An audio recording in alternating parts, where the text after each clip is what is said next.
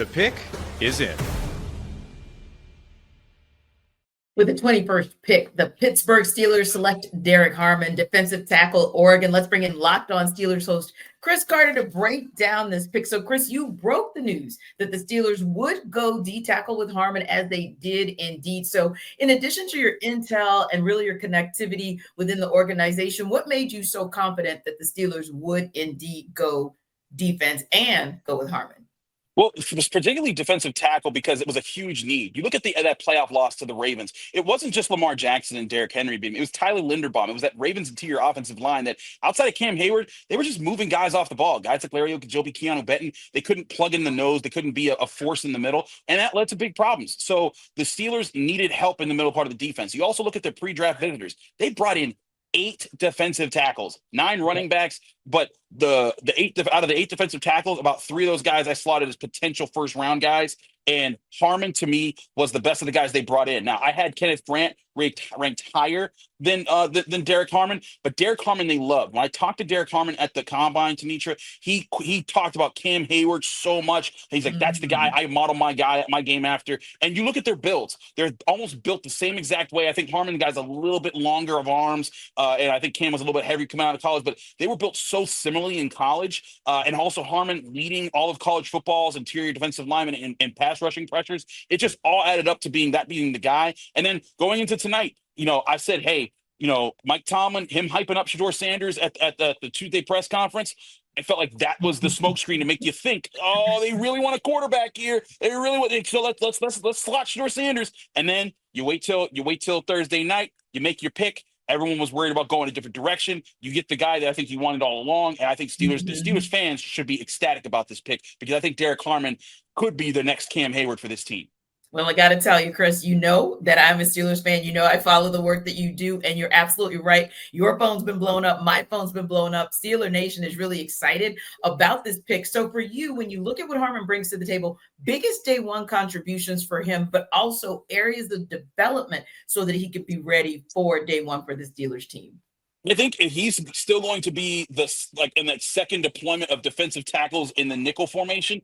I think he'll be in the 3-4 formation for sure when they roll out defensive tackles. But when you look at the guys that could play, in the pass rushing game, he's going to be that first guy behind Keanu Benton and Cam Hayward, and that's what he's going to bring day one. He can rush the passer. He can split double teams. He's worked on his moves. He has the size. I think he has to learn how to win, not just with his athleticism as much in the NFL, but he has shown his ability to learn from Michigan State to Oregon, the different techniques to improve his game.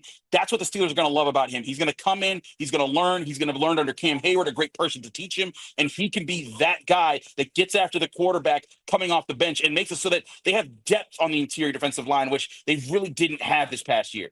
And you mentioned it earlier as well. You got to have that type of depth, and you got to give defensive coordinator Terrell Austin someone to work with when you think about going after a Lamar Jackson, going after a Joe Burrow, because you're going to need it to get out of this particular division, AFC North, which was one of the most difficult, if not the most difficult divisions in all of football last season. But listen, whether you call it purgatory, Chris, middling, meh, you think about where the Steelers have been, always sort of in that 20, 21 range of picks in the first round for the last several years. So does this pick move the needle for the Steelers to even get out of the AFC North, especially with, let's just be honest, with there still being a need for a true QB1? So by itself, no. The Steelers are still a team that's developing.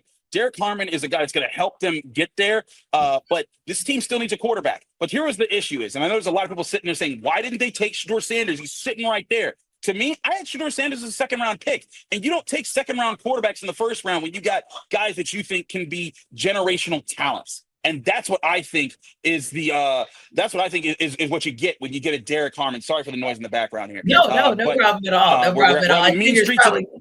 We're in the mean streets of the North Shore of Pittsburgh. So, but in all seriousness, that's why they didn't go quarterback. I think I've been saying for months, and again, keep watching Locked On Steelers as you should have been. I've been saying for months, back in January, this was not the quarterback class to go for. They're waiting for next year, and that's it. And like people didn't believe me. They were telling you all night, "You're wrong, Chris. You're wrong." They're going Shedeur Sanders. Bang! They go Derrick Harmon. I just believe me when I tell y'all stuff. I got real ears to the ground in Pittsburgh. Yeah, no question at all. Like I am that person who's like, oh, I believed you. I believed you for like Thank you. and you're so right, Chris, because if you pay attention to the tea leaves and you pay attention to the moves and the mannerisms that you've always seen from a Mike Tomlin, that should have also told people that they have more than enough information that they needed Hmm. in order to figure out what this team was going to do. For continuing coverage of the Steelers, subscribe to Locked on Steelers wherever you get your podcast. And for more on Derrick Harmon, let's hear from the Locked on Ducks host, Spencer McLaughlin.